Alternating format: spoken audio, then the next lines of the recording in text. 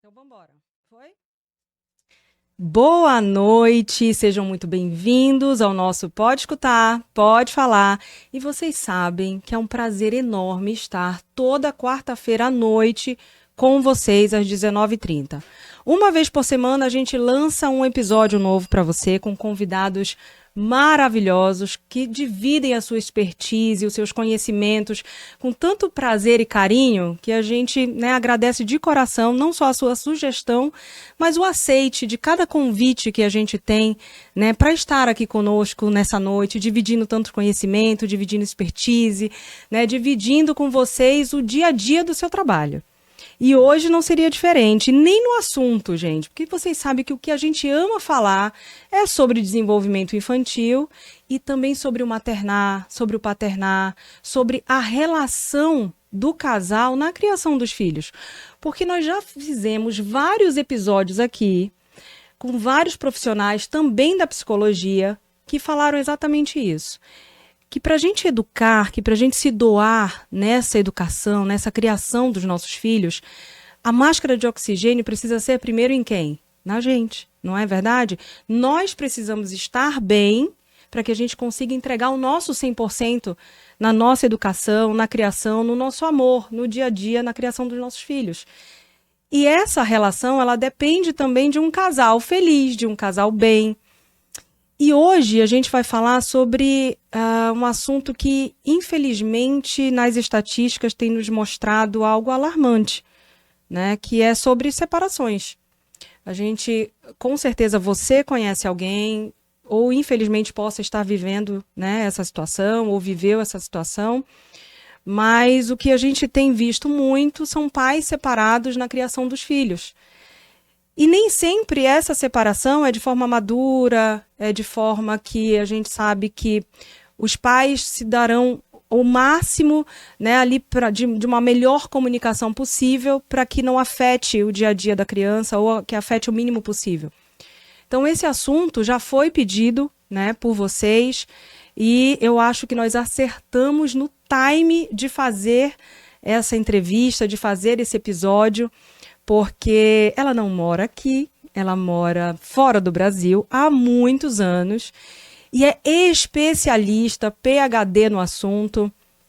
E eu estou muito feliz de trazê-la para dividir toda a expertise que eu sei, a bagagem que eu sei que ela tem, com vários livros publicados, para falar sobre esse assunto para vocês. Eu queria ficar 2 horas, sugando aqui toda a expertise dela, mas eu vou tentar condensar muito para vocês aqui nesse primeiro episódio com ela, que seja o primeiro de muitos, mas a gente vai tentar condensar, fizemos algumas perguntas chaves ali para te deixar realmente muito por dentro do assunto, que é esse, os filhos no meio, num fogo cruzado, com pais separados. E para falar comigo nessa noite, ela, Yves, olha só, escreve, olha o nome dela como é escrito ali, gente, mas é francês, então...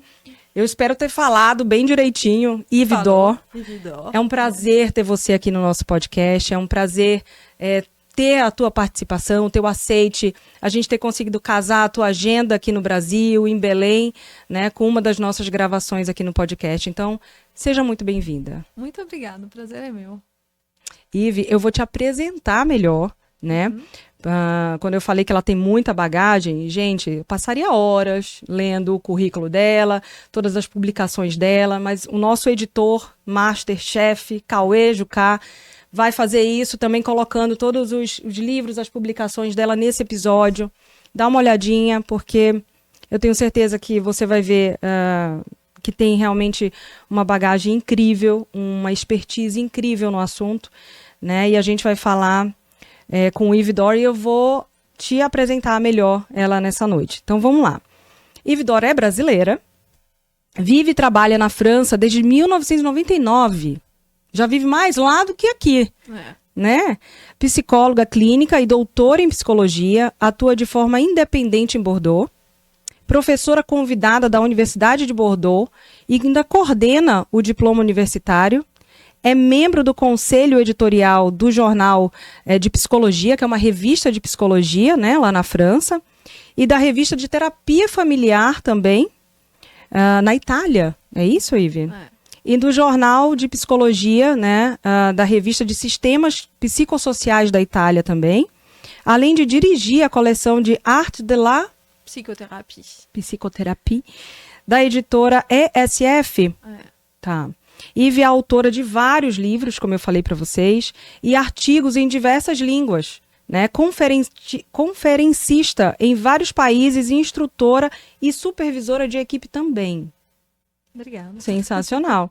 Mas a gente tem mais para apresentar de Ive para vocês. Vocês sabem que aqui a gente sempre dá um quê a mais, porque eu falo que ter um currículo, né, um CNPJ, um currículo profissional é brilhante, é incrível.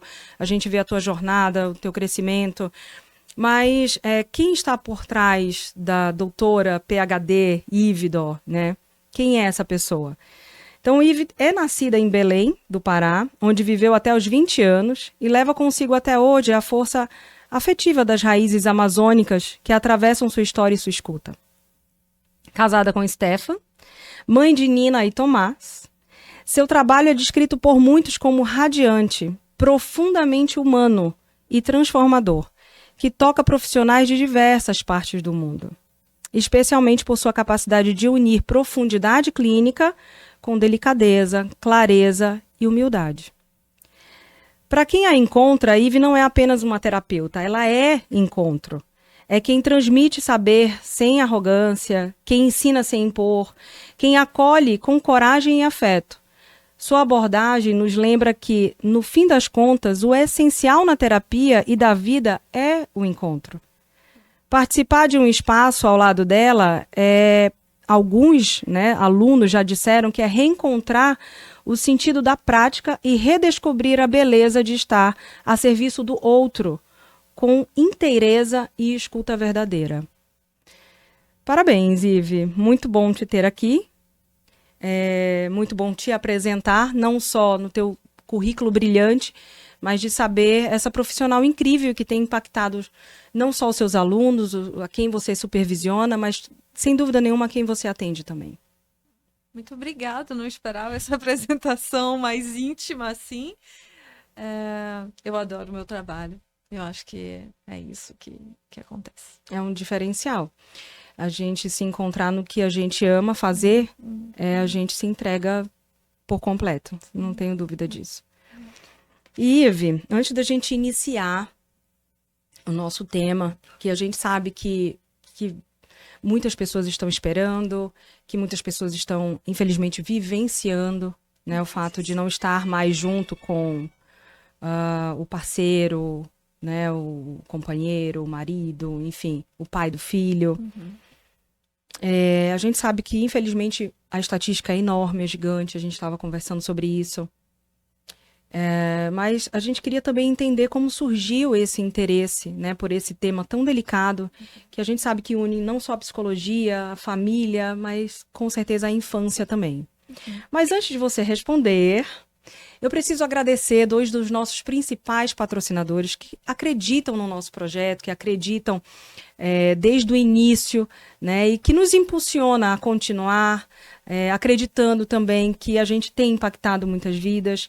A cada comentário seu, a cada sugestão, a cada pessoa que eu encontro, né, seja na minha clínica, seja na rua, seja conversando com uma outra pessoa e alguém vem e fala assim: Isa, eu não perco o podcast, eu adorei o episódio tal, tem tudo a ver comigo.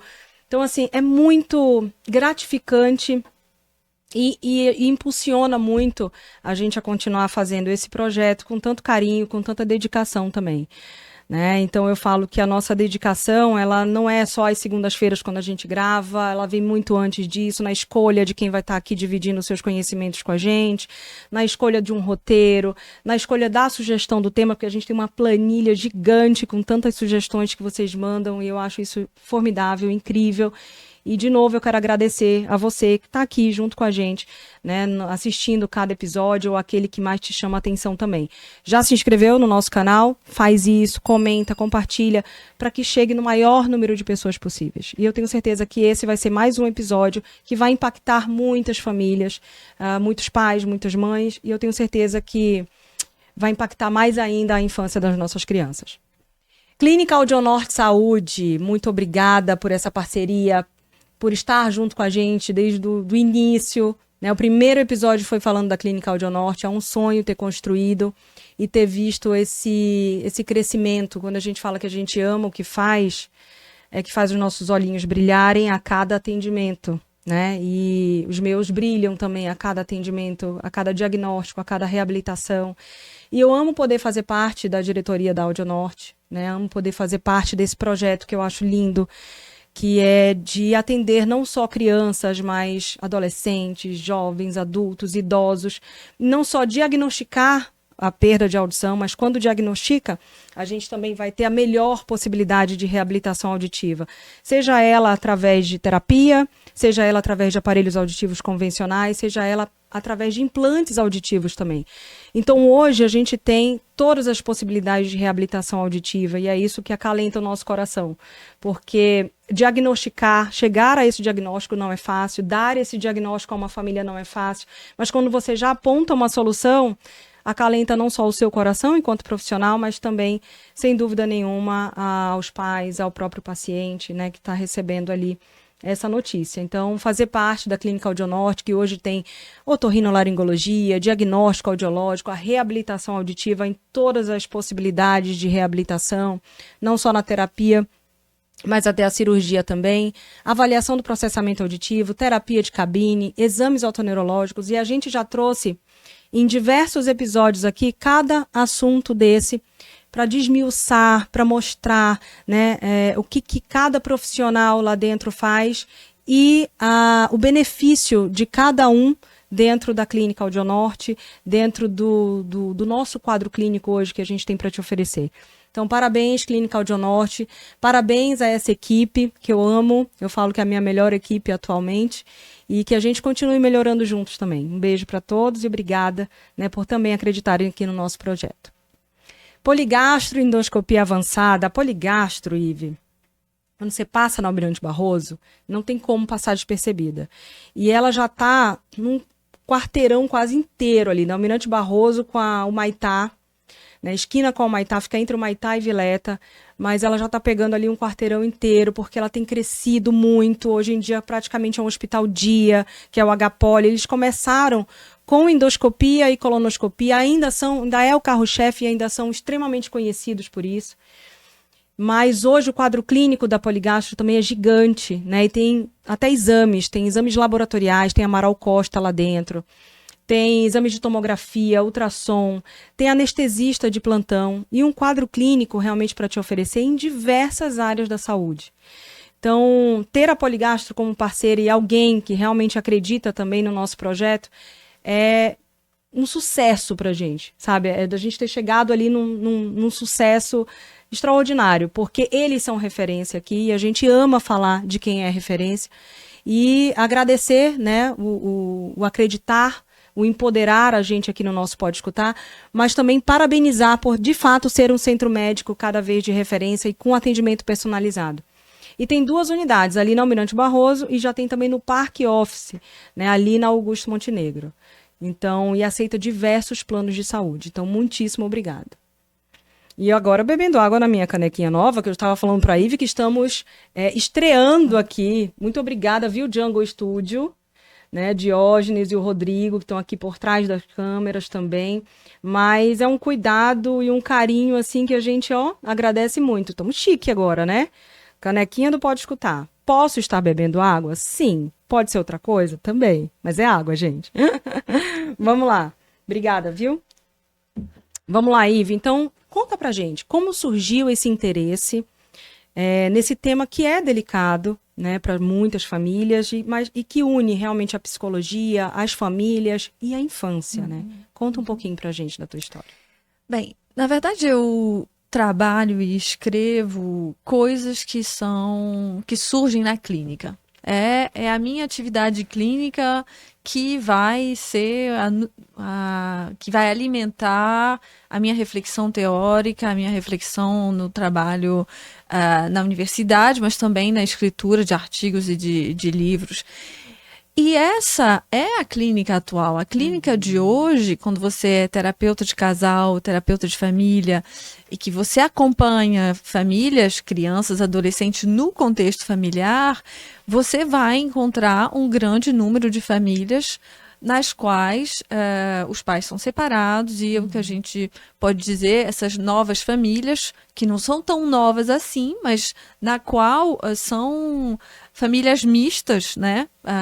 Pais separados com a madrasta, o padrasto e outros filhos dessa nova união que fazem a família atual, a família contemporânea. Então, esse trabalho com a relação de casal, mas também com o acompanhamento das crianças nessa evolução através da o que acontece na separação, como é que cada um vive isso, como é que a reconstrução de uma nova família com outras pessoas, como é que isso funciona, sem dúvida é uma coisa que me interessou bastante, porque é a realidade clínica e sem dúvida também a minha história pessoal. Eu sou filha de pais separados e sem dúvida que isso soa para mim como um tema importante. Sim, você ter vivenciado isso te traz também uma conexão diferente até, né? Com quem está vivenciando isso hoje e que te procura até como terapeuta também.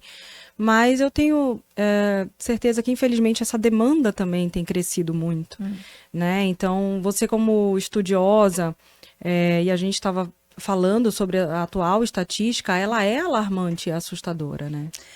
As estatísticas daqui do Brasil são bem próximas das estatísticas na França. Na verdade, em 2023, o registro civil no Brasil registrava 970 mil casamentos nesse ano e 420 mil separações. Então, isso significa que são as pessoas que casaram, né? A gente não está falando da união livre. A união livre, ou seja, quando você vive com uma pessoa que você mora junto, mas que mora junto de maneira estável durante vários anos, não está nessa estatística. É quase 1 a cada 2, né? Quase 50%. Né? Então, isso significa que as crianças estão vivendo essa transformação também, a sociedade está vivendo essa transformação. E eu não sei se eu diria infelizmente, é a situação atual, a gente imagina que quando as pessoas se casam, criam família, têm filhos, não partem desse projeto de se separar, mas eu acho que a sociedade atual permite isso. E a gente tem que avaliar antes de colocar em prática o projeto de viver junto, de se casar, de ter filhos, e também antes do projeto de se separar, que é um projeto triste, claro, porque todo mundo vive isso de maneira dolorosa, o investimento do início, que é uma forma de... Exatamente, com certeza. Que é uma forma de falimento, né? A pessoa se sente na impossibilidade de fazer de uma outra maneira.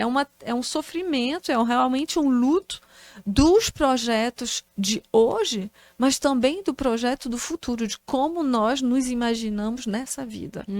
Então, é um período muito difícil para as famílias e algumas famílias nunca conseguem finalmente atravessar esse luto e conviver melhor. Entendi. E na sua opinião, e até da tua demanda, que tu tens atendido, visto, o que tem influenciado para essa estatística aumentar, para as separações acontecerem, Ive?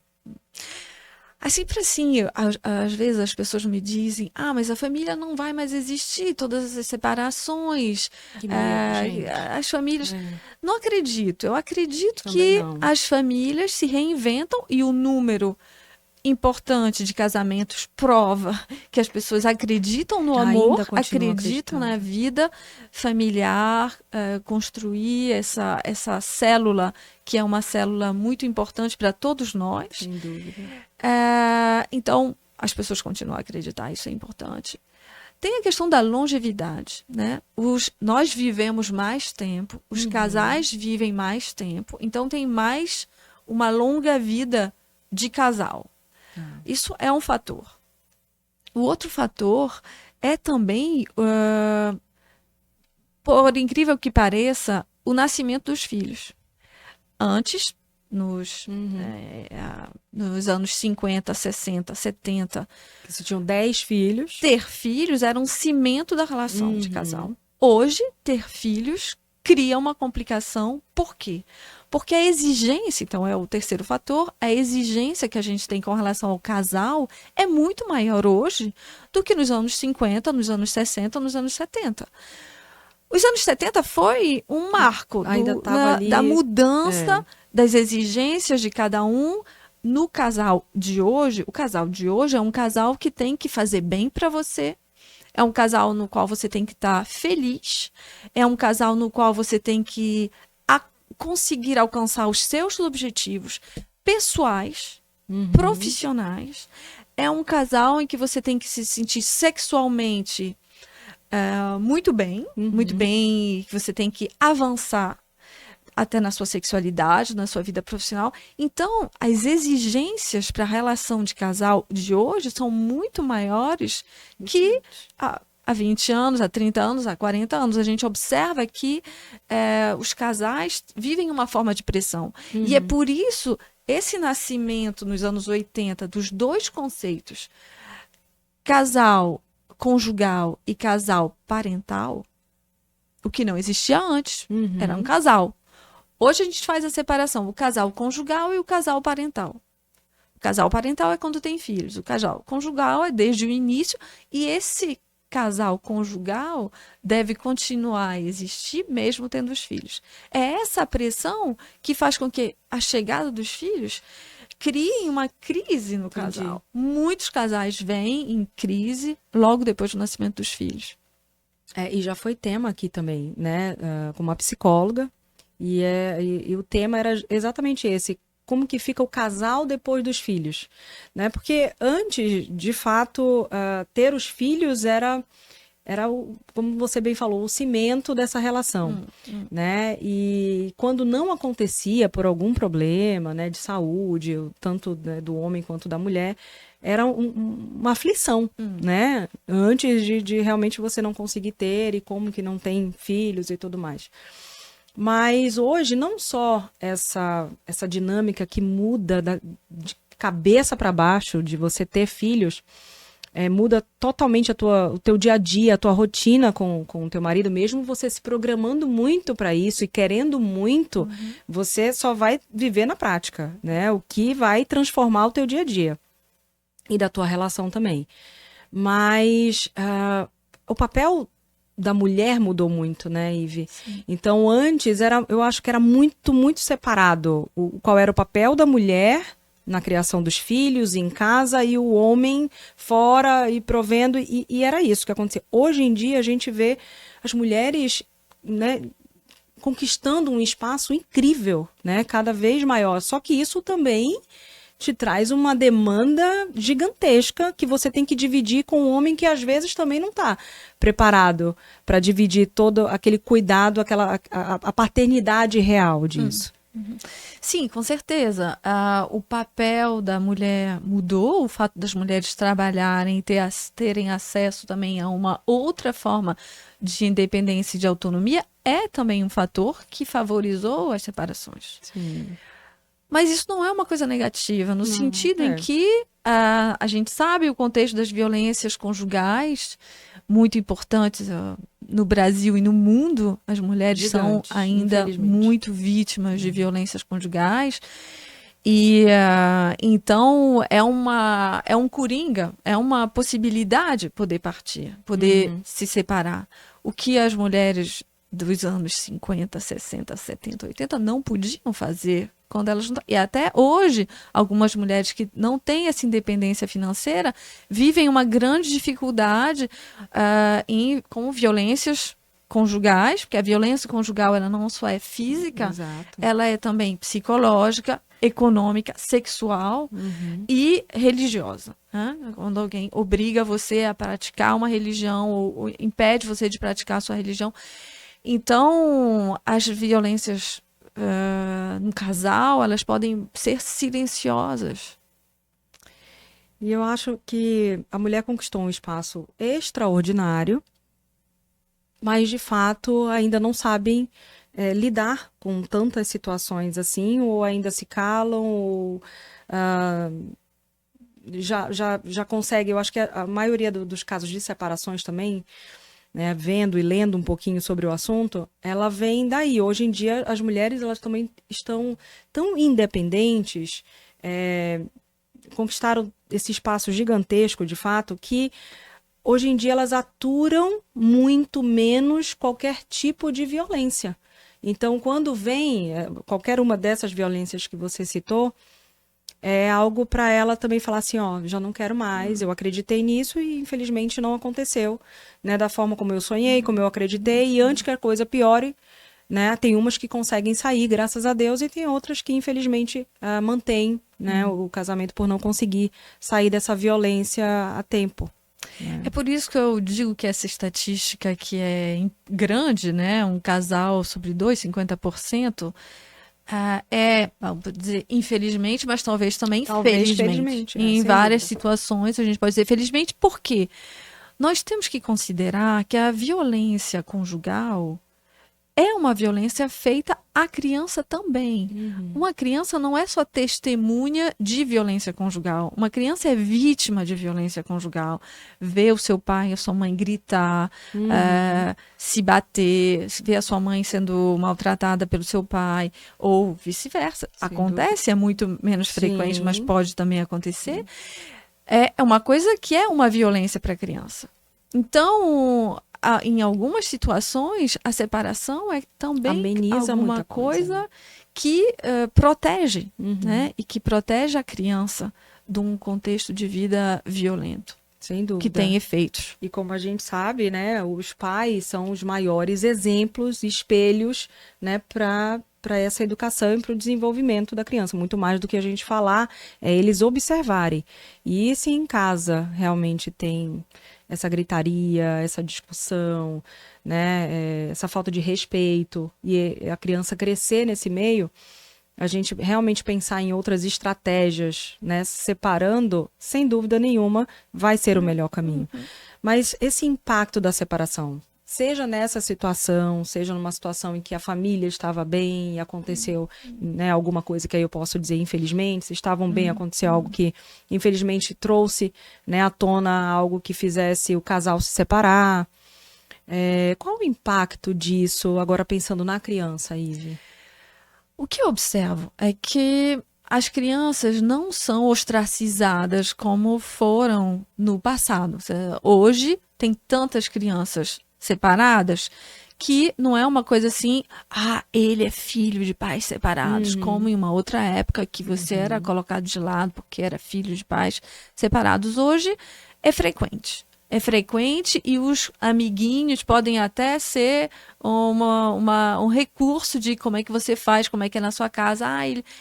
Esse final de semana ele não pode vir no aniversário porque ele está com o pai, ou esse final de semana ele está com a mãe. Nessas férias ele está metade do tempo do pai.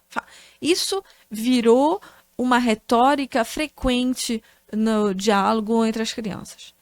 O que é mais complicado para as crianças é a mudança nos roteiros. A mudança na rotina. Na rotina no delas, roteiro sem da dúvida. vida, na rotina da vida.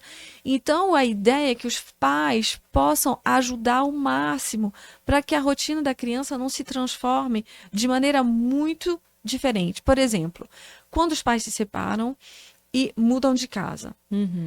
Muda de casa e vai para um outro bairro, muda de escola, ao mesmo tempo que os pais se separam, que eu mudo de casa e que eu mudo de escola, é muito luto ao mesmo tempo. Então, às vezes, a possibilidade de manter a criança na mesma escola durante 1 ano, 2 anos, porque ela possa Manter as amizades. exatamente, preservar as amizades, ter sempre esse grupo, porque é um momento em que a criança precisa de apoio, de sustento emocional, psicológico, relacional. Então, tem um sentimento para algumas crianças que tudo desmoronou, porque a família não é mais como ela era antes. As crianças são muito ligadas a esse conceito de família. Papai e mamãe, ou Sim. papai, mamãe, mamãe. Mas esse conceito de essas pessoas que me amam e que eu amo estão aqui confio, que eu comigo. acredito, Exatamente, estão aqui comigo. Então, a ideia Nas situações em que, claro, os pais já pensaram, fizeram esforços, fizeram o máximo que eles puderam e a separação se torna a solução. Acho que a gente tem que pensar como é que a gente vai dizer isso para os filhos. Isso é uma coisa que os pais fazem. Como é que você vai anunciar? Acho que tem um anúncio comum e depois um anúncio que cada um pode falar um pouco. Tem a ideia do respeito para cada um, o que é mais complicado.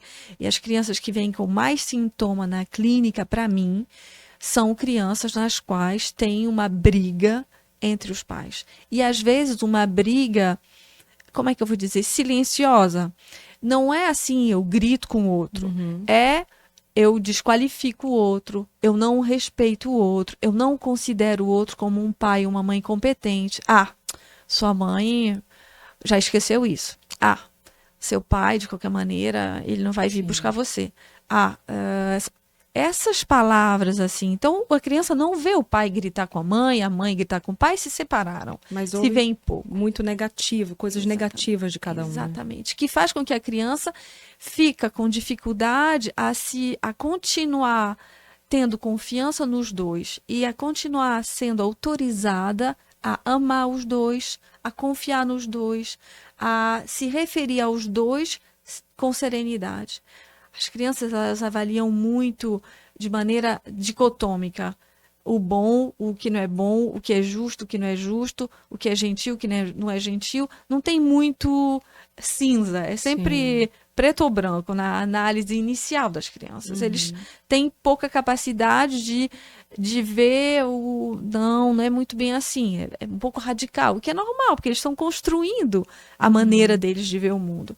Então é muito difícil você pensar, minha mãe não gosta do meu pai, o meu pai não gosta da minha mãe, mas eu gosto do meu pai também, eu gosto também da minha mãe. Mas se eu gostar muito do meu pai, minha mãe não gosta muito dele, como é que eu vou... Tem uma luta Nossa, que loucura. Com a criança em termos de lealdade afetiva, de lealdade de laços. Então, às vezes os pais e mães me dizem, não, mas a gente nunca briga na frente dele ou na frente dela. Mas tem um discurso de desqualificação que a criança capta, porque as crianças são muito, muito competentes nessas observações dos pais. Assim como os adolescentes também, né? E ainda Totalmente. pensar numa fase de adolescência, né? Que a gente sabe de toda uma mudança de percepção de mundo mesmo, né? A ferro e fogo e ficar nesse fogo cruzado aí também realmente pode trazer um impacto extremamente negativo. Agora, interessantíssimo isso que você falou, de fato, de tentar não mudar tanto a rotina da criança. Eu acho que essa é a dica ouro, né, para escrever aí no caderninho, porque associar realmente a perda, né, de ter meus dois aqui, meu pai e minha mãe, e de repente eu não perdi só essa convivência, né? Eu tive que mudar de casa, eu tive que mudar de escola, meus amigos, que antes eu via sempre, confiava também, aí, de repente é em quem ela vai poder se apoiar, mudou também, né? Então é muita coisa ao mesmo tempo para processar, né? Então esse cuidado aí eu acho que realmente deve existir, é necessário existir de fato. Agora, além dessa questão do pai, da mãe, ficar desqualificando, né, que eu tenho certeza que é algo que impacta também de forma negativa, que aumenta esse impacto. Mas como minimizar também? Como os pais podem minimizar? Você já citou um que pode aumentar. Se tiver mais exemplos que possam aumentar esse impacto negativo, por favor, cite-os. Mas também se tiver exemplos para que a gente consiga minimizar, né, esse impacto negativo na vida das crianças, por favor. Sim, então seria o oposto, né? O contrário disso aí, que seria considerar o outro pai, a mãe, mostrar que a gente pode confiar, ter diálogo, a possibilidade de para ajudar essa criança, porque hoje, não sei, é o final de semana com a mãe ou com o pai e tem um aniversário em tal lugar. Será que posso mudar? Ter o aniversário da avó, mas é o final de semana com a mãe, a avó do pai. Então, essa coisa de poder criar diálogo, entre os pais para ter uma coparentalidade funcional, né? Uma coparentalidade que a criança sabe que ela vai poder dizer para o pai ou para a mãe o que está acontecendo na casa do pai, o que está acontecendo na casa da mãe, sem ter medo de que isso crie um conflito. Sim, parece um interrogatório também, né? Vem cá, me conta tudo o que aconteceu na casa do seu pai. E que a criança possa se autorizar a se sentir bem, a se sentir tranquila de passar por esses momentos. Então, a confiança não é só no discurso, porque esse discurso existe. Os pais dizem, nós nos separamos, eu não amo mais o seu pai ou a sua mãe como um namorado, mas nós amamos você, o amor que a gente tem por você não muda. Mas, na verdade, essa criança ela continua a amar o pai e a mãe de um amor profundo e único. Então, para ele, essa lealdade na relação é muito importante. Então, esse acompanhamento dos pais sobre vá na direção do seu pai, vá na direção da sua mãe, nós temos confiança um no outro. O fato dos pais se reunirem, às vezes, para dar uma regulagem, mesmo se eles são separados, isso é muito seguro para a criança e para o adolescente, principalmente, porque na separação dos pais na adolescência, às vezes as crianças elas ficam um pouco mais soltas e tem um benefício secundário nisso, né? O pai está menos lá, a mãe está menos lá, então eu estou mais solta, eu estou fazendo mais o que eu quero fazer e ninguém está muito de olho porque os pais estão mais preocupados com outra coisa. Está na casa do pai.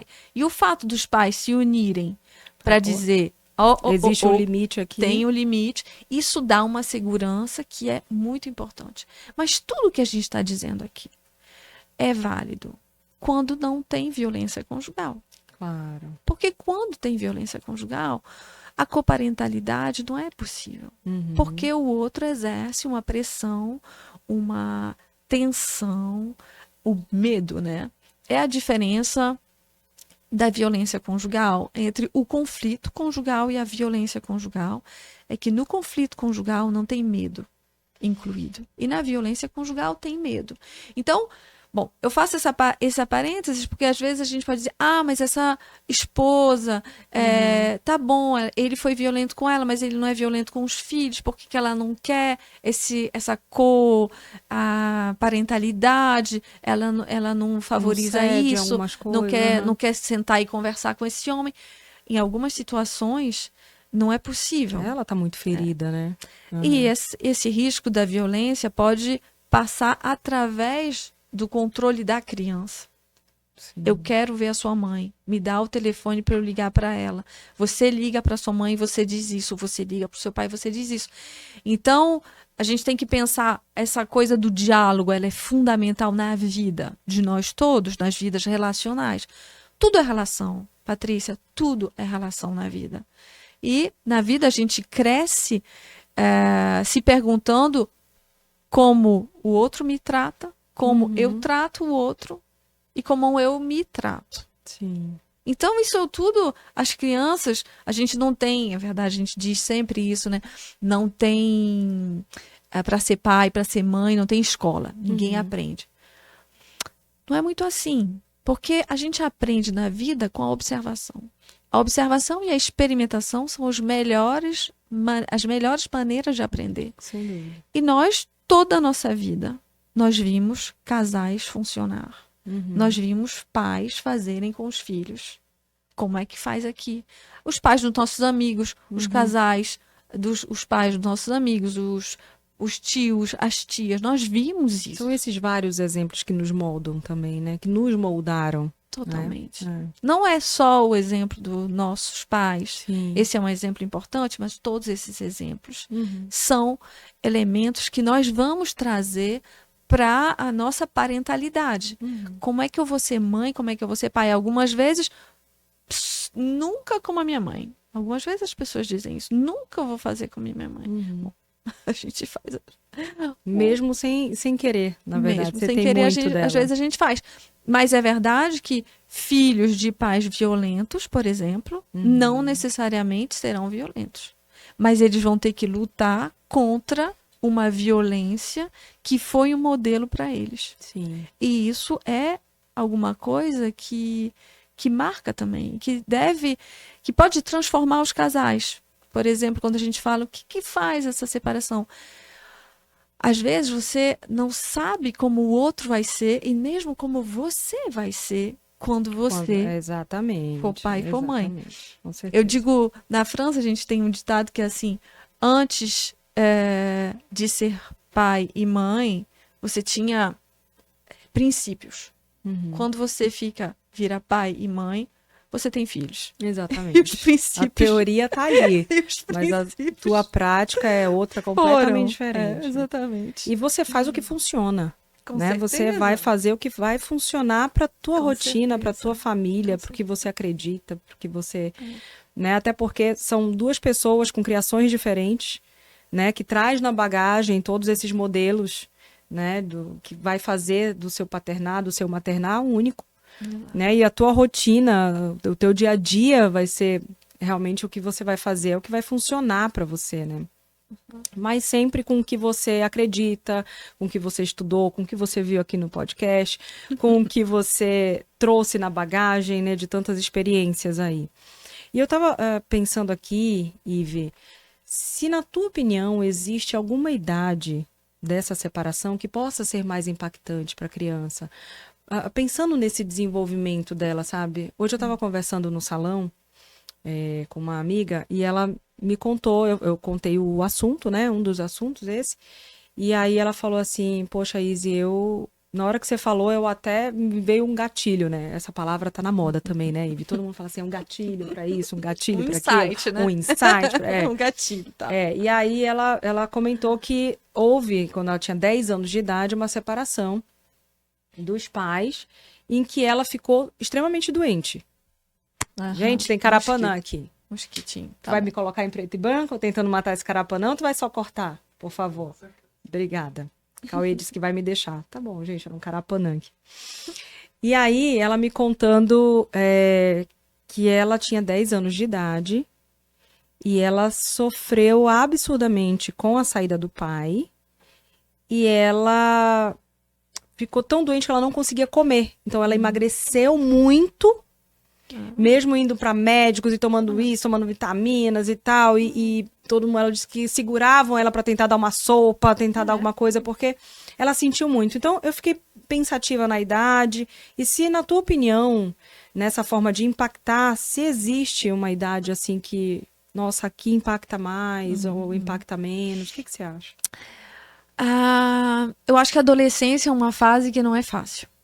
Mas eu acho que isso depende realmente da criança, do contexto. Eu vejo, às vezes, situações em que as crianças nunca viram os pais juntos.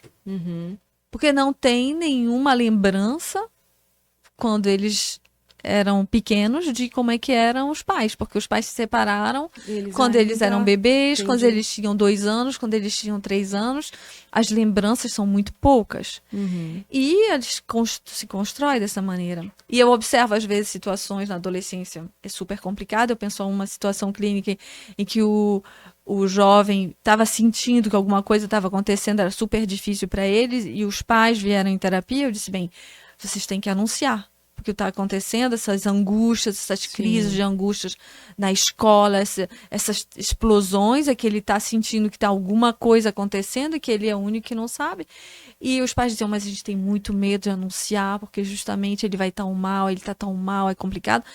E eles chamaram os 2 filhos, decidiram anunciar, chamaram os 2 filhos e anunciaram. O mais novo, que fazia todas essas crises, disse, eu já sabia.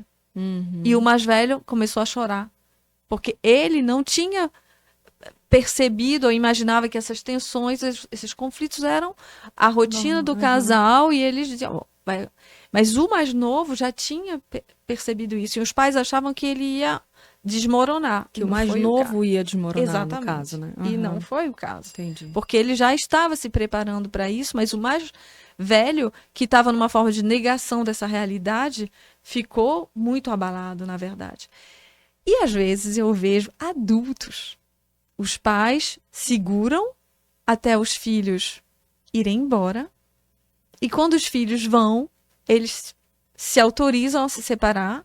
E às vezes isso cria uma depressão muito grande nos filhos, porque eles não entendem por que agora os pais estão se separando? Mas, na verdade, esse é também um fator que pode favorizar o fato dos filhos partirem de casa e E se ver ali de novo, né, sozinhos. Exatamente. E também a aposentadoria. Tem um Mais pico tempo de dentro separação. de casa. Sim, exatamente. Tem um pico de separação no momento da aposentadoria. Mais tempo em casa juntos, num espaço que não era tanto o espaço do outro, mas que vai ser um espaço que a gente vai ter que dividir. Sim. E outra coisa, as pessoas dizem, bem, eu tenho 20 anos de vida, talvez 30, talvez 15, eu quero viver bem. E isso...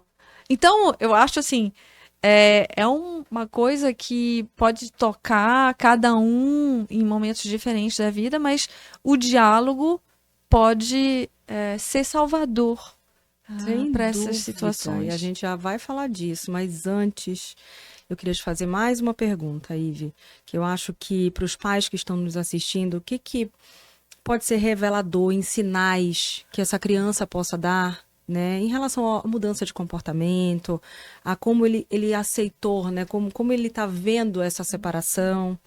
Então, em que momento esses pais precisam ficar mais atentos para procurar ajuda profissional? Isso é, claro, sobre o fato que as crianças que perdem o contato relacional do diálogo com os pais. Tem umas crianças que vão se fechar, se isolar.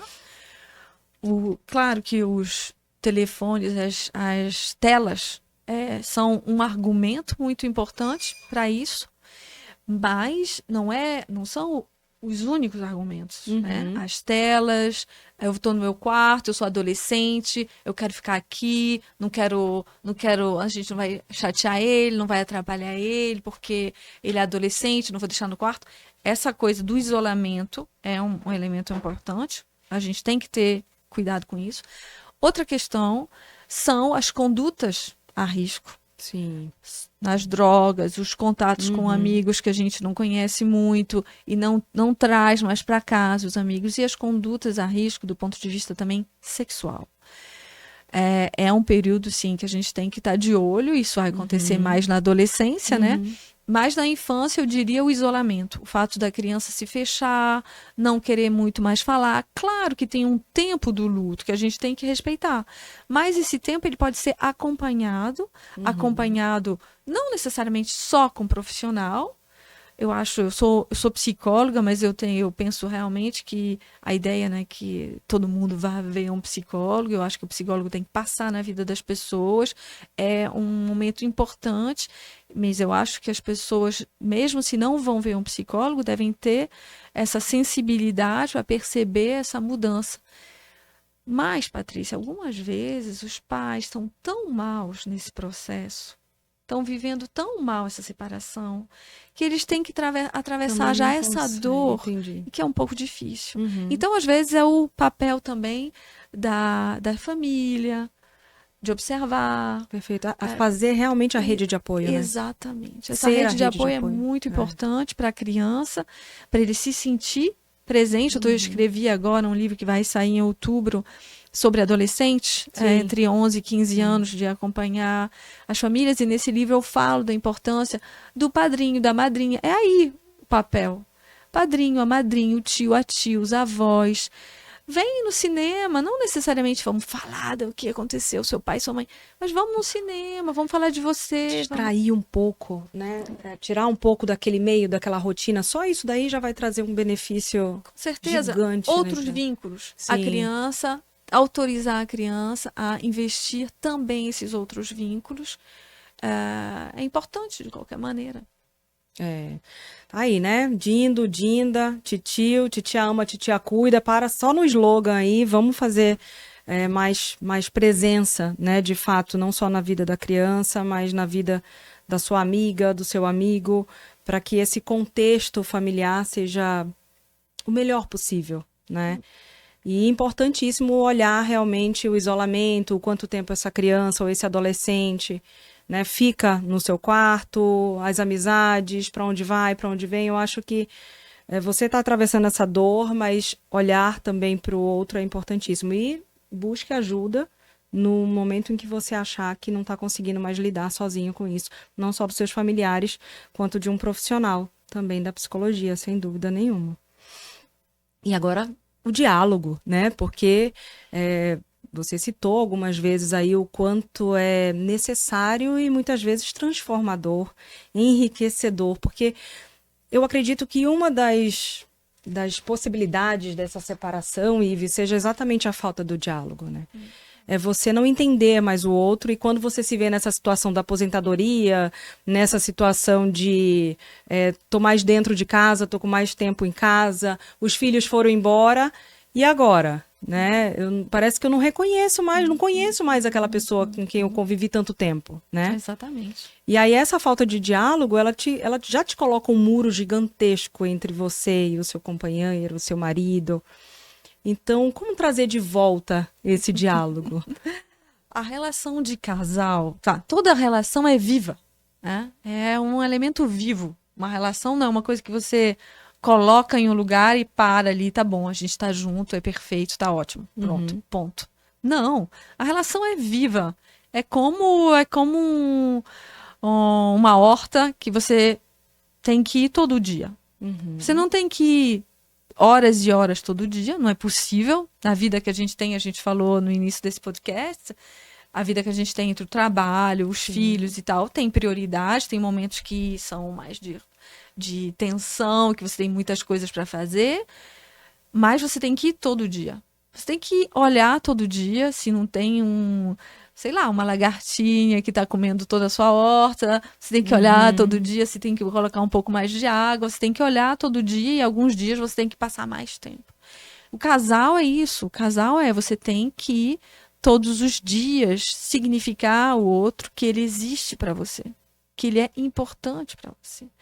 E fazer o balanço regularmente da relação. Vários terapeutas de casal renomados na França falam dessa coisa de fazer o balanço da relação.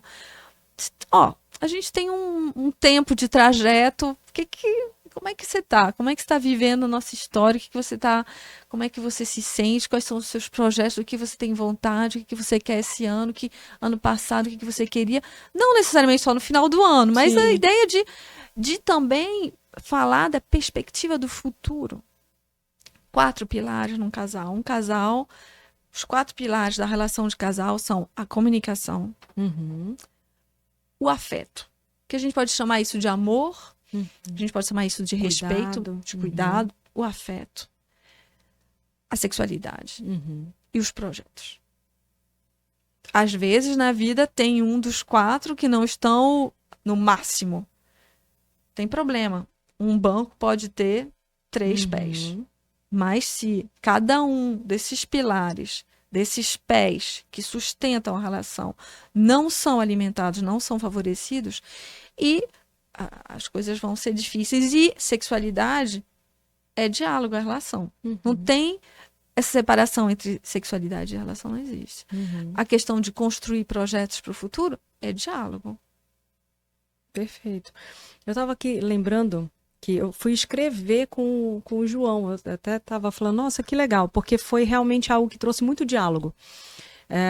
Eu fiz uma cartinha de início do ano de projetos, né? O que eu queria melhorar. Eu e o João, né? O João Seu já estava filho. escrevendo, é meu filho. E aí, o que a gente queria melhorar, o que a gente achava importante conquistar, né? Nesse ano de 2025. E eu guardei essa carta na minha gaveta. E aí as crianças brincando tiraram essa carta da gaveta. E aí foi muito legal porque rendeu muita comunicação, muito diálogo, muito, ainda falta isso, né? Já melhorei nisso, já trouxe. Então, assim, é muito legal você ter esse projeto junto, né? Qual é o nosso próximo passo, né? O que vamos fazer, seja uma viagem, seja a compra de alguma coisa, seja, né, a conquista de um espaço, a gente estar junto nisso, né? E apoiando o outro é importantíssimo. E fiquei muito feliz de me ver nesses 4 pilares, mas eu quero até compartilhar algo pessoal de uma viagem que nós fizemos para a França. no qual 15 dias nós, há muito tempo, não passávamos só nós dois, 15 dias inteiros, 24 horas, desde os filhos, né? Então, desde os filhos, a gente nunca tinha feito uma viagem tão longa depois deles, até pelo medo de deixá-los muito tempo. Então, no máximo, a gente passava um fim de semana, voltava, né? 4 dias voltava. Mas 15 dias. E vi quando chegou, não sei, no 10º dia, no 8º dia, eu falava, não tem mais assunto, gente.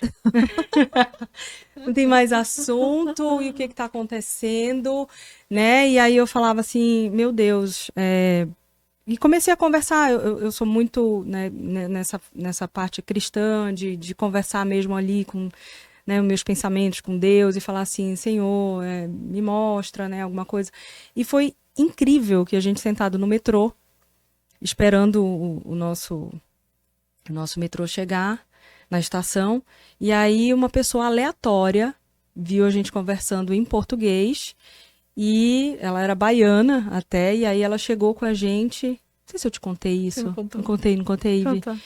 E aí ela chegou e falou assim, vocês são o maior projeto de Deus.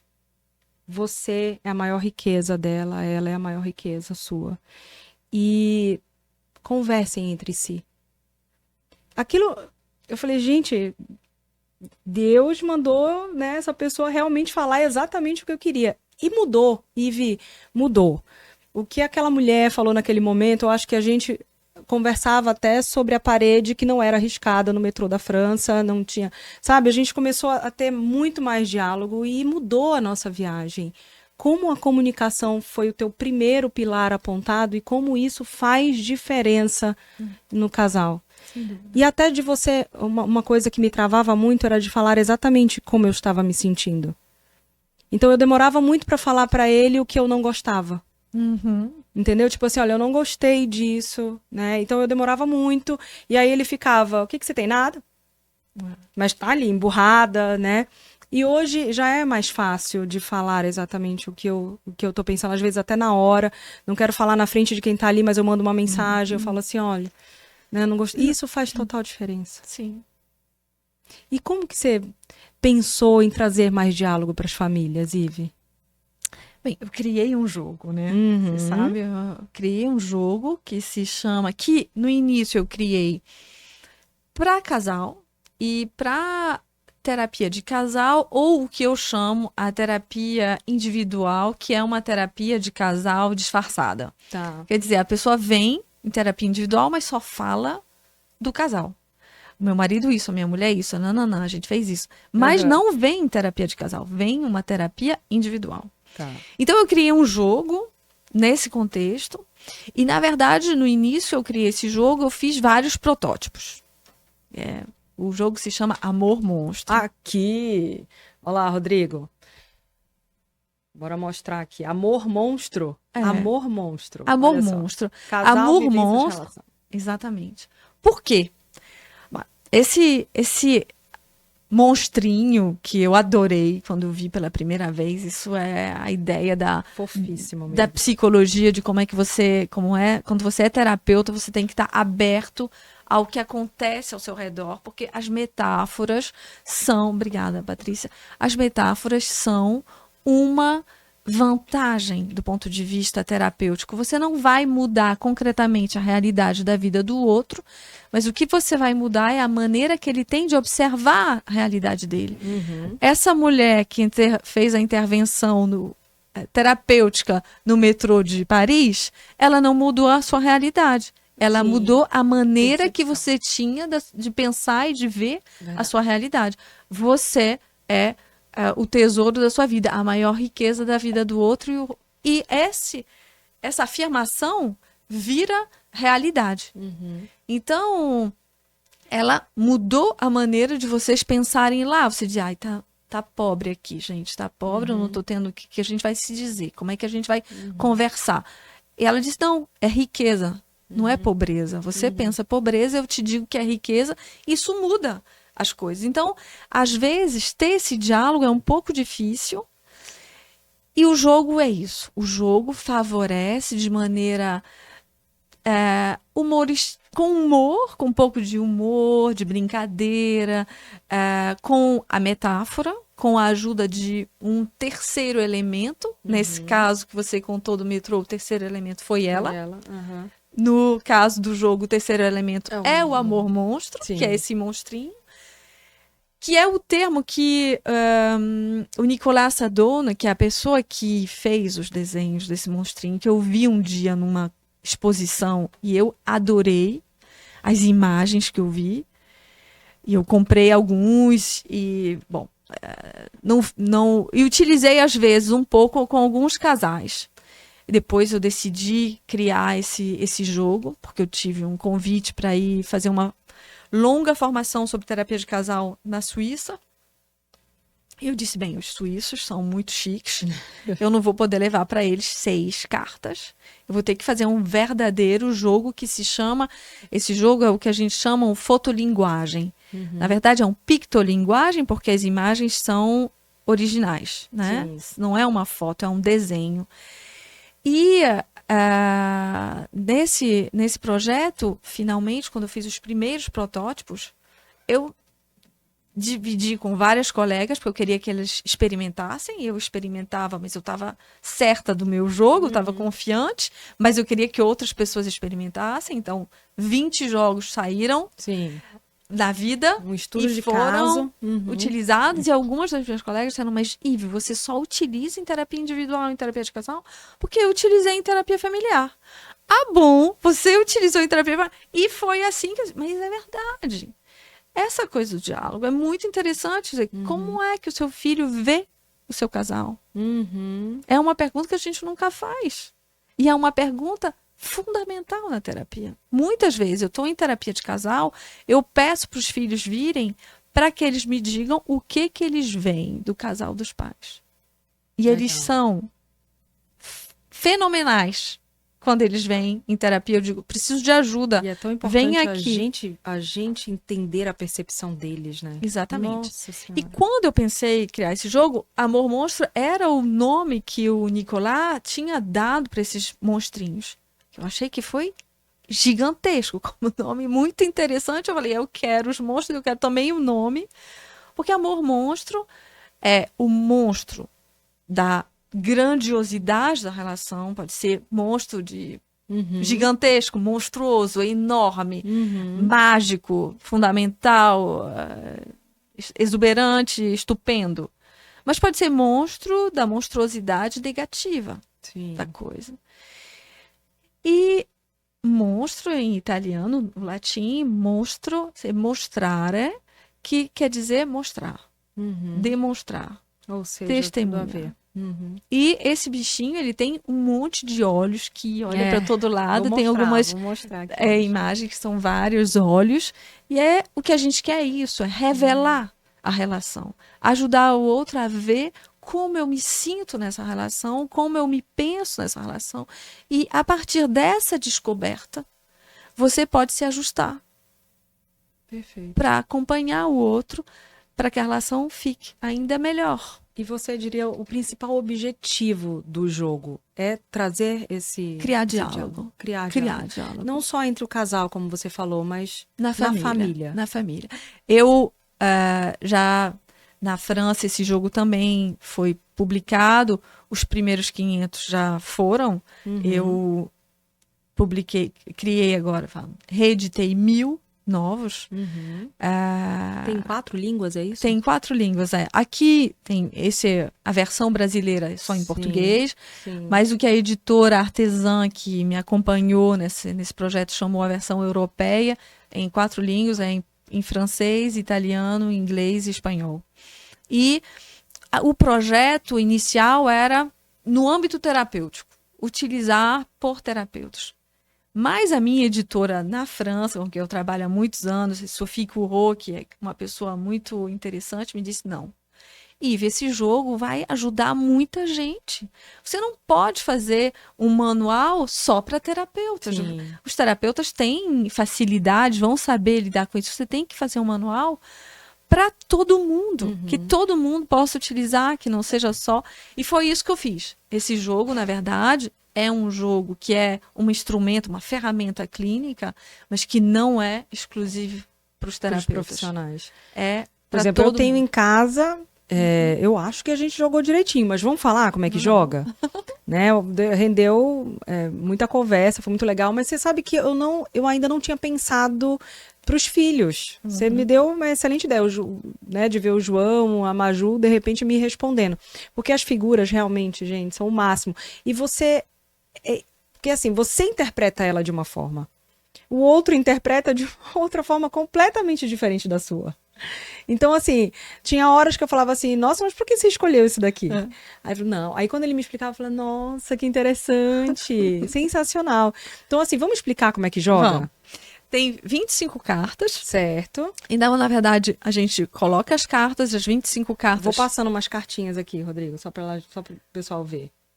Peraí, deixa eu ver se eu só não tô colocando de cabeça para baixo. Aqui. Vai As lá. 25 cartas, a gente coloca elas na mesa, Vou para colocando frente, aqui. né? Vamos colocando.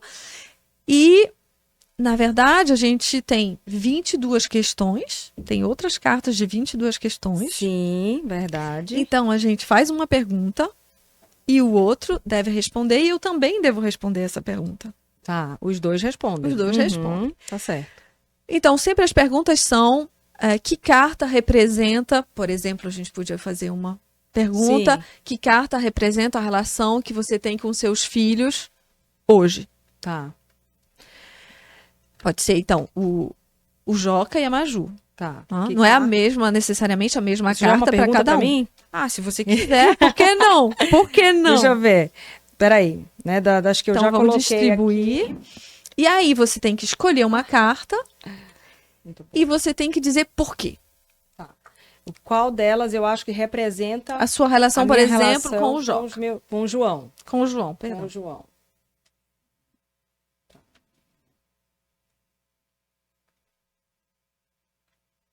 São 25, hein? Isso vai dar aqui. A última. A última, pronto. Que aqui são as perguntas, gente. Olha, só para Isso. vocês entenderem, olha. Que carta representa melhor a sua relação atualmente? Que carta representa melhor a sua relação nos primeiros tempos? Que Isso carta pode ser pode totalmente- representar a sua relação no futuro? Desculpa, isso pode ser totalmente com uma criança. Sim. Com você e os seus sim. filhos. Uhum. No início, na descoberta, no É. encontro. Agora tem uma sobre sexualidade, que na verdade é qual é o diálogo sobre a sexualidade que a gente Sim. poderia adaptar, né? Com adolescentes, porque às vezes tem pouco diálogo sobre isso nas famílias. Tem, ainda é um tabu, Totalmente. né? É um tabu, muitas vezes, pela sua criação, a criação do outro, e aí acaba, né, tendo muito menos diálogo nisso, né? E é muito mais comum do que a gente pensa. Por exemplo, olha, que imagem de casal você considera insuportável e que deve ser evitada a todo custo? Né? Então, tem perguntas, assim, bem reflexivas para ambos, né, nessas Exato, respostas. Exato. Muito bom. Você quer responder? Eu quero responder. Vou responder da minha relação com o João, tá? Atualmente. Atualmente, a minha Com a relação idade que com o ele João. tem, o que você está Sim. vivendo com ele. A gente falou um pouco no carro, Muito vindo para cá. maravilhoso. Olha, eu acho que essa daqui. O João, ele tem essa questão de, parece que eu tô assim sufocada sempre, sabe? Ele tá sempre, ele sai de onde ele estiver, ele vem, ele me abraça, ele é uma admiração, ele nas apresentações da escola, ele é a única criança que tá olhando pra mim, sabe? Pra quem tá ali assistindo ele. Então, essa admiração toda me faz pisar em ovos até em tudo que eu possa falar pra ele, porque eu tenho certeza que vai impactar muito. Porque a minha opinião pra ele é pesada demais, sabe? É algo que ele vai acreditar e muito. Ele quer a minha opinião pra tudo. Então, assim, ele é o tempo inteiro, mãe, mãe, mãe, mãe, vou sentar perto de você, eu vou, né? Então, ele é o tempo inteiro me procurando, sabe? Ele tem uma admiração que ele transborda no olhar dele. É incrível. Amor da minha vida. Muito bom. E a minha relação com a Maju, deixa eu pensar aqui, a minha relação com a Maju é uma graça também, olha. Mas com a Maju, eu me sinto aqui. Olha só, às vezes eu tô flutuando, mas às vezes eu tenho que ter muito cuidado, porque ela é uma miniatura minha Uhum. e ela me segue em tudo também, assim, de exemplo, né? E ela é muito opiniosa, ela é muito, sabe? Então eu falo assim que eu flutuo porque ela era o meu sonho, o sonho de ser mãe de menina, mas eu preciso ter muito cuidado onde eu vou pousar, aonde o que eu vou fazer, porque, sabe, parece assim que ela tá sempre testando meus limites e sempre me copiando em tudo, querendo fazer tudo que eu faço. Então eu preciso ser esse modelo, né, para ela também. Uhum. Então, acho que eu me sinto assim, meio nas nuvens, meio aonde eu vou pousar. Uhum. E aí a gente imagina isso se eles Sim, estivessem me aqui, ouvindo, né? né? É Aham, isso. É esse o diálogo, que sim. a O que que eles me gente. responderiam? Exato. O que que eles poderiam dizer Fantástico, Ive. disso, pensar disso. E...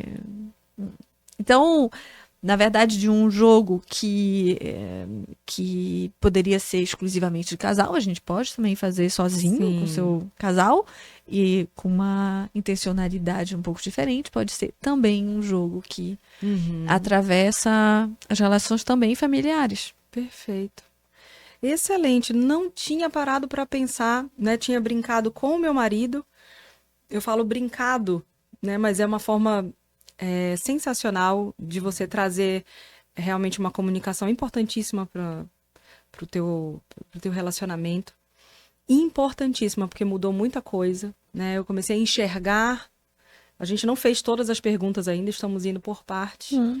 mas é importantíssimo enxergar algumas coisas através dos olhos dele, Isso é né? legal de fazer por Uhum. parte. Eu digo no Sim, você não precisa fazer tudo junto, porque tem muita coisa exatamente. para num mesmo tema que vai gerar muita conversa. Exato, exatamente. Pode ser duas, E três uma necessidade de questões. reflexão depois, sabe? Eu me senti assim, tipo, calma, deixa eu digerir essas daqui primeiro, né? Exatamente. Vamos pensar sobre essas primeiro para depois a gente continuar realmente o jogo. Algumas vezes, Patrícia, eu ouvi pessoas dizendo: ah, não, mas eu tenho. Ah, não, isso vai separar os casais. Se a gente fizer esse jogo, a gente vai se separar. Isso é muito interessante, que as pessoas tenham esse medo de abordar finalmente o que é a nossa relação. Perguntas que você sabe que, Exato. né, são ali tabus ou perguntas que vão gerar, de repente, algum tipo de desconforto, né? É, mas o que isso significa? É, que tá faltando Que diálogo. está faltando diálogo. Exatamente. Então, justamente E uma quando hora essa você. conta vai chegar, gente. Exatamente. E justamente, então, se você pensa que, perigoso, jogo muito perigoso, eu não Hum, vou, uhum, significa que está faltando diálogo. perfeito. Significa que você está no déficit do diálogo e que então você tem que criar uma maneira para fazer diálogo. Claro, Uhum, esse jogo não é a única maneira de fazer diálogo, evidentemente, mas para casais e famílias nas quais o diálogo é difícil, uhum, pode ser uma alavanca. com É essa a certeza. ideia. Com certeza. E assim, realmente você puxar qualquer assunto é mais difícil.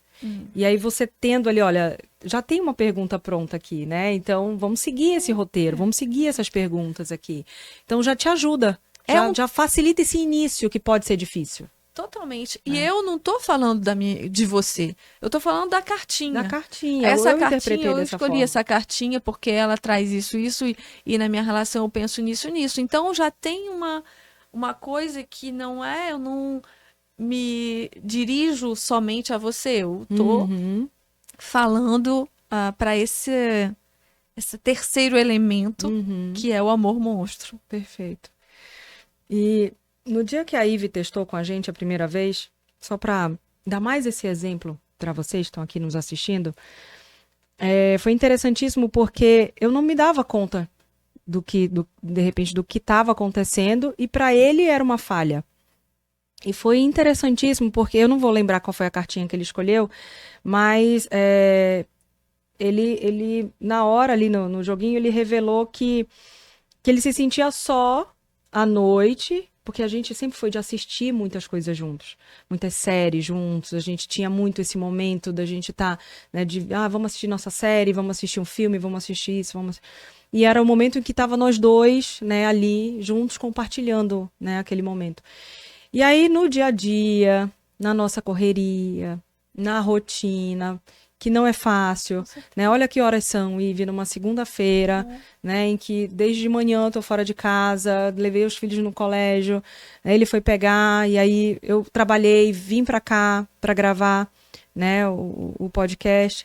Então, assim, vou chegar em casa muito tarde, mas aí eu ia colocar as crianças pra dormir, que eu amo colocar eles pra dormir, e nesse cansaço eu acabava dormindo. E ele falava que se sentia sozinho por muitas noites, né? Assistindo alguma coisa, sozinho.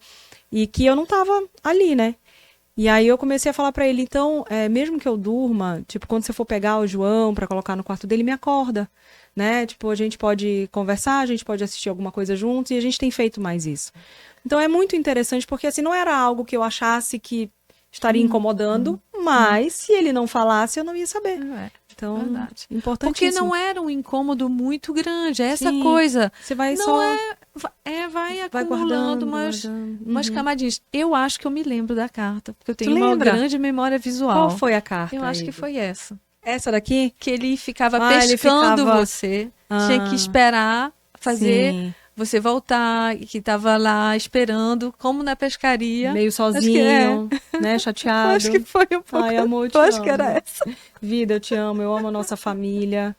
Eu quero sempre você na minha vida. Eu amo todos os projetos que a gente tem junto, eu amo tudo que a gente construiu até o momento. E eu espero que nunca nos falte diálogo, conversa, porque é muito incrível tudo isso que a gente construiu junto. E a gente amou essa tua ideia. Ele é uma das pessoas que elogiou muito esse jogo. Ela falou assim, foi uma ideia sensacional da sua irmã, né? Então, assim, a gente já brincou aqui com uma tacinha de vinho, né? De espumante, a gente... Nisso daí acaba que nessa brincadeira a gente conversa muita coisa séria e necessária para o casamento. Sensacional, Ive. Parabéns por esse projeto. Eu não tenho dúvida de que será um sucesso, de que já está sendo um sucesso, né? E a gente vai colocar o link para vocês, não só do Instagram da Ive, ela finalmente abriu um Instagram, mas também o link da onde encontrar, né, o joguinho Monstro do Amor, né? Amor Monstro. Sensacional. Ive, muito obrigada, viu? Muito obrigada por esse momento de conversa, de diálogo. Foi super legal, adorei. Muito obrigada. Maravilhoso, gente. E... Opa, a gente entrou na live. Sim, pode ir. A Ellen perguntou se falar mal do outro genitor na frente das crianças pode realmente causar danos. Sim, pode. Pode sim. Ah, não, falar mal, assim, às vezes a gente diz, seu pai esqueceu, não sei o quê. O que causa, isso acontece, que a gente possa dizer, porque é uma coisa, escapa de você, e dizer, seu pai, isso, ou sua mãe tá atrasada, ou seu pai esqueceu, essas coisas, isso acontece. Mas o que causa danos é essa mensagem constante, repetitiva, frequente, sem nunca ter amabilidade. Nunca tenha a amabilidade que vai equilibrar. Isso foi uma vírgula. Você disse uma coisa negativa sobre o outro, mas não é aquela mensagem que se martela regularmente sem nunca ter uma coisa positiva. Quando a mensagem é martelada regularmente e que nessa mensagem é o desrespeito face ao outro, a desconsideração do outro, sim, isso faz um efeito negativo nas crianças. Perfeito. A Cíntia perguntou como agir quando o outro responsável não coopera e coloca a criança no meio da disputa. Essa é uma questão muito importante e eu acho que tem que mostrar para ele esse podcast. E tem que, talvez, no ano que vem, é o que a gente está trabalhando sobre isso. Eu criei com uma colega na França com o apoio do Conselho de Proteção da Criança e da CAF, que é o Conselho das Famílias, que é do Estado francês, um autoteste de estilo de parentalidade que ajuda os pais e as mães a perceberem em que estado eles estão da coparentalidade deles. Se é uma coparentalidade funcional, se é uma coparentalidade com conflitos moderados, conflitos elevados, se é uma coparentalidade que causa risco para a criança. Porque muitas vezes os pais são tão focados no conflito que eles perdem de vista o impacto negativo sobre os filhos. E a proteção dos filhos é colocada de lado, na verdade. Eles estão mais preocupados em como a gente vai brigar. Como eu vou brigar com o outro e pouco, às vezes, pouco preocupados com o efeito disso para a criança. Então, eles têm que ver esse podcast e têm que pensar essa possibilidade de mudar essa maneira de fazer, porque eu tenho certeza que quando essa criança vê os pais brigando, ela mostra alguma coisa do inconforto dela. Então, os dois têm que... se tem um dos dois que não é sensível a isso, a pessoa que é sensível a isso tem que recusar o conflito e dizer, não é o momento, a gente vai falar sobre isso depois. Perfeito. A gente sabe que exige muita maturidade, né, gente? Mas essa criança que está ali, ela precisa ser amparada, né, da melhor forma possível por esses pais e por toda a família também. Então, eu queria terminar esse podcast te agradecendo a tua participação, agradecendo o teu compartilhar, né? É isso que faz com que esse episódio chegue ao maior número de pessoas possíveis. Então, se você ainda não se inscreveu, se inscreva, comente. Se alguma pergunta não foi feita e você quer fazer essa pergunta, pode enviar o seu comentário, a gente vai enviar para a Ive. Eu tenho certeza que ela vai, com muito carinho, responder de volta. E aí a gente te envia. E aí já vai ter o Instagram dela também, para você começar a seguir. E vamos colocar também o link desse joguinho sensacional, tá? E agradecer também mais parceiros aqui, né? Que olha só, você já ouviu falar aqui no Brasil? Não sei se tá essa febre para lá, para França, para Europa, mas aqui no Brasil, esse morango do amor roubou a cena da maçã do amor. Ah, sim. Né? É uma usurpadora, né? O morango do amor.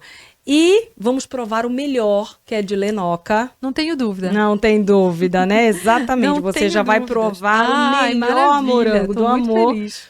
Lenoca é nossa parceira aqui, sempre manda com muito mimo. E agora ela colocou o vídeo certo aqui, hein, Cauê? Colocou o vídeo do aniversário da Maju. Que o último, eu falo assim, a Lenoca já é completa, né? Ela não tem mais só bolo e docinhos, não. Ela vem com um pacote completo. Olha lá, meu amor. No último aniversário da Maju, ela fez toda a decoração. Bolo personalizado, os docinhos, tudo. E ela já me entregou um pacotão completo aí, fez a festa acontecer. Então, Lenoca, parabéns, né, por estar sempre nessa crescente, né? Porque você é incrível no que você faz e a gente vê muito amor e carinho e dedicação e é isso que faz ser diferente. Então, parabéns, Lenoca, e muito obrigada por estar aqui, por acreditar também no nosso projeto e por mandar finalmente o morango do amor para eu provar, tá? Muito obrigada, muito obrigada. Fest Escova, Ive, quero te apresentar a Fest antes de você ir embora também. Você conheceu o salão da nossa prima, da sim. Thaís. Capelli. O Capelli, legal. lá no Parque Office, lá é tratamento, Foi né? Exatamente, lá você já tem um instituto de beleza, né? E a Fest, ela veio para revolucionar também aqui o mercado, porque lá não é horário agendado, lá você faz o teu horário, né? Então, assim, de 8 até 7h45 eles vão te atender da noite, funciona no sábado, funciona no domingo, né? No sábado não, sábado sempre funciona, mas na segunda-feira, tipo, segunda de manhã, pra você achar um salão, você quase não achava. Então ele já funciona na segunda-feira também, o que me salva, porque eu gravo nas segundas-feiras, então eu já venho pra cá, belíssima, né? Maquiada, escovada e ainda com meus cachos desde de manhã. Então, Fest, muito obrigada por essa parceria e eu amo o estilo de trabalho de vocês, eu amo a equipe, é sensacional demais. Parabéns. E Passione também. Passione tem as melhores joias e semijoias, diferentes, lindas, inclusive, óbvio, estou aqui com um conjunto Passione. A Michele sempre me manda, né, uma joia para estar aqui, para apresentar para vocês. Essa daqui, gente, é belíssima, não é? Eu amo brinco e anel. Esse conjunto aqui, eu sou muito fã. E obrigada, Michele, parabéns. Atendimento no WhatsApp, atendimento delivery, tem também lá no IT Center uma loja Passione. E qual era o recado, Cauê? No final, quando acabar esse vídeo, vai aparecer outros vídeos de sugestão para você. Então, só clica lá, curte, mostra pra gente qual foi. A gente quer ver qual foi o vídeo que apareceu de sugestão para vocês. Então, quem puder ir lá, curtir, comentar, né? Só pra gente, só pra nos sinalizar quais são os vídeos, porque a gente já vai pro número 100 dos episódios, né? Então, sempre que termina um vídeo, já tem a sugestão de outro. Então, mostra pra gente qual foi a tua sugestão de vídeo, tá bom? Muito obrigada. Ivi, foi maravilhoso. Que episódio incrível. Foi muito bom ter casado a tua agenda aqui, né, em Belém, com esse nossa gravação. E eu espero que a gente tenha muitas outras. Muito obrigada, eu também. Muito obrigada. Obrigada, Ivi. Até a próxima. Até a próxima. Beijo, gente. Aê, sensacional.